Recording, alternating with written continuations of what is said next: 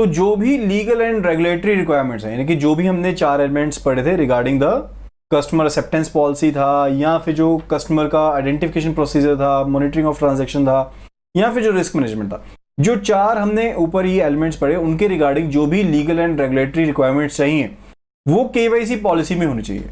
And हर एक bank को अपने जो बिजनेस है, अपनी जो लोकेशंस है, उसके हिसाब से अपनी केवाईसी पॉलिसी को बनाना पड़ेगा। ठीक है, ये नहीं है कि कोई कॉमन पॉलिसी है। ठीक है, फॉर एग्जांपल कि कोई कोऑपरेटिव बैंक है जो सिर्फ एक ही कई सिटीज में प्रेजेंट है या फिर एक स्टेट में प्रेजेंट है, यानी कि जो क्रॉस बॉर्डर ट्रांजैक्शंस नहीं कर रहा है, तो उसको उन ट्रांजैक्शंस के रिगार्डिंग कोई भी रिक्वायरमेंट अपनी पॉलिसी में लिखने की जरूरत नहीं है। फर्दर कोई भी जो आपके जो रिक्वायरमेंट है रिगार्डिंग कॉरेस्पॉन्डेंट बैंकिंग अरेंजमेंट्स जो ओवरसीज बैंक के साथ है, उसको वहां पर मेंशन करने की जरूरत नहीं है, उसकी केवाईसी जो पॉलिसी रहेगी। ओके, एंड अगर हम बात करते रिगार्डिंग कि जो बैंक है जिसकी सेवरल कंट्रीज में प्रेजेंस है, उसके केस में जो पॉलिसी होगी वो सेपरेट रिक्वायरमेंट रखेगी, यानी कि जो ब्रांचेस उसकी हर एक कंट्री में, तो उसके रिगार्डिंग जो जो रिक्वायरमेंट्स होनी चाहिए हर एक कंट्री में, उन सभी को यहां पर मेंशन किया जाएगा। ठीक है, फर्दर जो भी लीगल एंड रेगुलेटरी रिक्वायरमेंट चाहिए इंडिया में, जो इंडिया में फॉलो की जा रही है, वो भी मेंशन की जाएगी। यानी कि जो आपकी ब्रांच जो इंडिया में नहीं है, ओवरसीज ब्रांचेस है, वहां पर हर एक कंट्री के जो ब्रांचेस हैं, ऑपरेशंस है, उसके हिसाब से केवाईसी पॉलिसी में लिखा जाएगा। फर्दर जो ब्रांचेस आपकी इंडिया में है, तो इंडिया में जो आपकी लीगल रिक्वायरमेंट्स हैं, जो आपकी रेगुलेटरी रिक्वायरमेंट्स हैं, उसको इंडिकेट करना जरूरी है। साथ ही साथ सेपरेट की पॉलिसीज आपको लिखनी पड़ेंगी रिगार्डिंग द ज्यूरिसडिक्शन जहां पर आपकी प्रेजेंस है। यानी कि अगर कोई यूएसए में ब्रांच है बैंक की, तो वहां पर जो लोकल ज्यूरिसडिक्शन की जो रिस्ट्रिक्शंस हैं, वहां पर क्या पॉलिसी रहेगी आपकी, उसके रिगार्डिंग आपको मेंशन करना पड़ेगा। ओके, इसके अलावा अगर कोई बैंक पैरा बैंकिंग एक्टिविटीज कर रहा है, तो जो उनकी अप्रोच है रिगार्डिंग द थर्ड पार्टी के जो प्रोडक्ट वो सेल कर रहे हैं, या फिर जो भी स्टेप आपकी रिक्वायरमेंट्स हैं जो रेगुलेटर के द्वारा बताई गई हैं, यानी कि अगर आप म्यूचुअल फंड का काम कर रहे हैं तो म्यूचुअल फंड डिस्ट्रीब्यूशन के रिगार्डिंग जो securities and exchange board of India की जो रेगुलेशंस हैं, या फिर इंश्योरेंस सेल्स के रिगार्डिंग जो आईआरडी की जो रेगुलेशंस हैं, उन सभी को अपनी पॉलिसी में मेंशन करना पड़ेगा। Next it is process manual. तो प्रोसेस मैनुअल का रहता है कि जैसे जब आप कोई नया आपने लैपटॉप परचेज किया, नया मोबाइल परचेज किया, तो आपको साथ में क्या मिलता है, एक मैनुअल मिलता है। एक मैनुअल मिलता है जहां पर सब चीजें बताई जाती है कि कौन सी चीज किस तरह से करनी है, किस तरह से इंप्लीमेंट करनी है, किस तरह से मेमोरी कार्ड चेंज करना है, किस तरह से सिम कार्ड इसमें इंसर्ट करना है। तो डिफरेंट चीजें आपको यहाँ पर बताई जाती हैं। उसी तरह से जो केवाईसी पॉलिसी है वो आपको फ्रेमवर्क के बारे में बताती है कि आपकी लीगल एंड रेगुलेटरी रिक्वायरमेंट्स क्या होनी चाहिए। ठीक है, लेकिन केवाईसी एएमएल का जो प्रोसेस मैनुअल है वो डिफरेंट होंगे, वो सेपरेट होंगे, जो आपको ये बताएंगे कि ऑपरेटिंग इंस्ट्रक्शंस क्या रहने चाहिए, प्रोसीजर्स क्या रहने चाहिए, जिनके थ्रू ये जो रेगुलेशंस बताई गई हैं हम इनको इंप्लीमेंट करेंगे for the AML and CFT. तो ये जो मैनुअल्स हैं इनको इस हिसाब से डिजाइन किया जाता है कि जो भी एक्शन लिया जाना है किसी फंक्शन यूनिट के द्वारा या किसी भी लेवल पर या वेरियस प्रोडक्ट्स के लिए जो अपने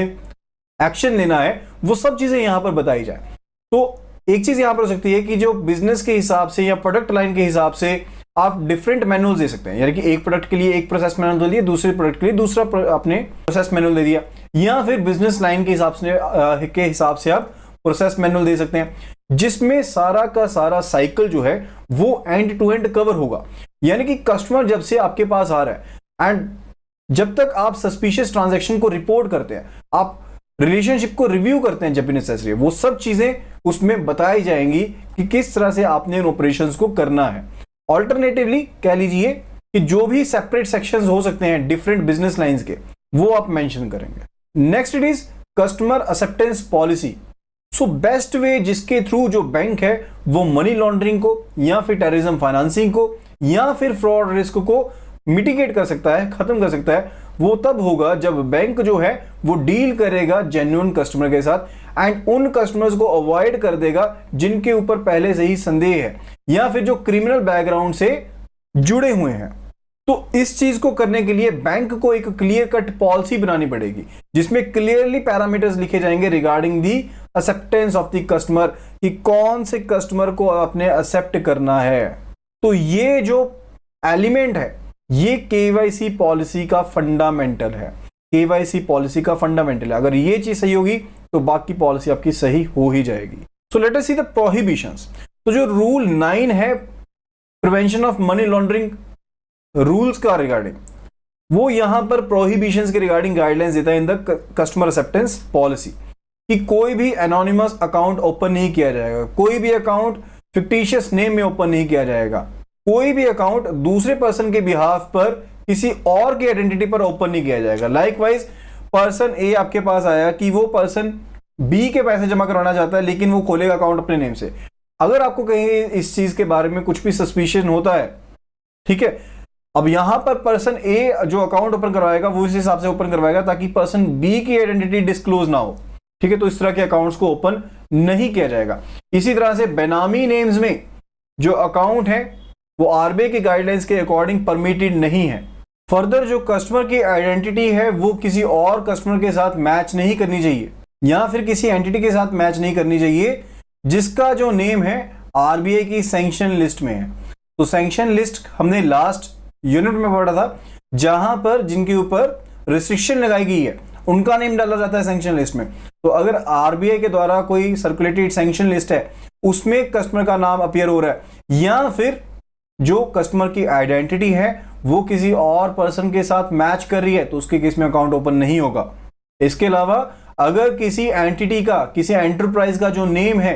वो यूएपीए में जो शेड्यूल है उसमें अपीयर हो रहा है तो भी उसका अकाउंट ओपन नहीं किया जाएगा। यूएपीए क्या है? This is unlawful activities prevention act.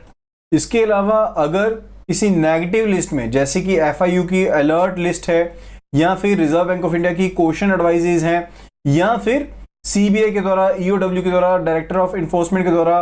DRI के द्वारा कोई क्वेश्चन लिस्ट दी गई है, कोई क्रिमिनल लिस्ट दी गई है, ईसीजीसी की कोई क्वेश्चन लिस्ट है, सावधानी के लिए जो लिस्ट दी गई है।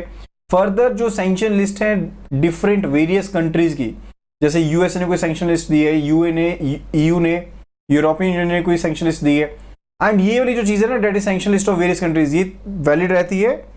पर्टिकुलरली ऑथराइज्ड डीलर्स के साथ, जिन्होंने क्रॉस बॉर्डर ट्रांजैक्शंस करनी है उनके लिए एप्लीकेबल रहती है, ठीक है। अदरवाइज ये चार चीजें जो है यहाँ पर एप्लीकेबल रहती हैं, यानी कि अगर इसमें भी नाम आ रहा है तो भी जो बैंक है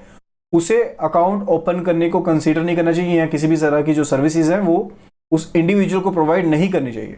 एंड फर्दर अगर बैंक अपने एंड पर जो आइडेंटिटी है उसे वेरीफाई नहीं कर पा रहा है या फिर जो कस्टमर है वो नॉन कॉपरेशन कर रहा है आइडेंटिटी वेरीफाई करवाने में, या फिर जो डॉक्यूमेंट फर्निश किए गए हैं, जो इंफॉर्मेशन दी गई है कस्टमर के द्वारा, हम उसके ऊपर रिलाई नहीं कर सकते, तो उस केस में भी बैंक को अकाउंट ओपन नहीं करना चाहिए। तो ये जो रिस्ट्रिक्शंस रहेंगी, जो ऊपर हमने सारी रिस्ट्रिक्शन पढ़ी हैं, ये जब हमने कोई नया रिलेशनशिप एस्टैब्लिश करना है, यानी कि जब आपने अकाउंट ओपन करना है तब भी रहेंगी, एंड अदरवाइज कहीं आपने और कोई सर्विस प्रोवाइड करनी है तब भी एप्लीकेबल रहेंगी। एंड फर्दर जब आप रिव्यू करते हैं एंड कोई एग्जिस्टिंग कस्टमर आपका जो स्टेटेड कैटेगरीज हैं इनमें शामिल रहता है, तो उसके केस में भी जो रिव्यू किया गया है रिलेशनशिप उसे हम टर्मिनेट कर सकते हैं एंड उसे टर्मिनेट कर देना चाहिए। नेक्स्ट इट इज डॉक्यूमेंट्स और इंफॉर्मेशन रिक्वायरमेंट्स। तो जो बेसिक ड्यू डिलिजेंस है सभी कस्टमर्स के लिए हमने करनी है, एंड जो भी रिस्क एसोसिएटेड है, यानी कि जब भी हम ड्यू डिलिजेंस करते हैं तो उसके साथ जब हम रिस्क एसोसिएटेड लेवल देखते हैं तो उसे स्पेसिफाई करना कस्टमर के लिए जो वेरी कर सकता है, कस्टमर टू कस्टमर वेरी कर सकता है। एंड साथ के साथ जो भी डॉक्यूमेंट एंड इन्फॉर्मेशन है जो वेरियस जो रेगुलेटरी एंड लीगल रिक्वायरमेंट के पर्पस के लिए चाहिए हमें, उस इंफॉर्मेशन को हमने यहां से कलेक्ट करना है कस्टमर से। फर्दर कस्टमर की जेन्युइननेस को डिटरमाइन करने के लिए एंड फर्दर कि कौन सी एक्टिविटी के लिए वो अपना अकाउंट ओपन करवाने जा रहे हैं या फिर कौन सा रिस्क उसके साथ एसोसिएटेड हो सकता है, इन चीजों का ध्यान रखते हुए जो भी डॉक्यूमेंट चाहिए, जो भी इंफॉर्मेशन चाहिए वो हम कलेक्ट करेंगे कस्टमर से। एंड उन सर्कमस्टांसेस में जहां पर जो कस्टमर है उसे परमिट किया गया है कि वो दूसरे पर्सन के बिहाफ पर या फिर एंटिटी के बिहाफ पर एक्ट कर सकता है, तो जो डॉक्यूमेंट वो जो इस चीज को एस्टैब्लिश करता है कि वो दूसरे पर्सन के बिहाफ पर या फिर एंटिटी के बिहाफ पर एक्ट कर सकता है, उस डॉक्यूमेंट को ऑब्टेन करना चाहिए। एंड ये जो परमिशन है रिगार्डिंग कि वो दूसरे पर्सन के बिहाफ पर या एंटिटी के बिहाफ पर एक्ट कर सकता है, this should be in line with the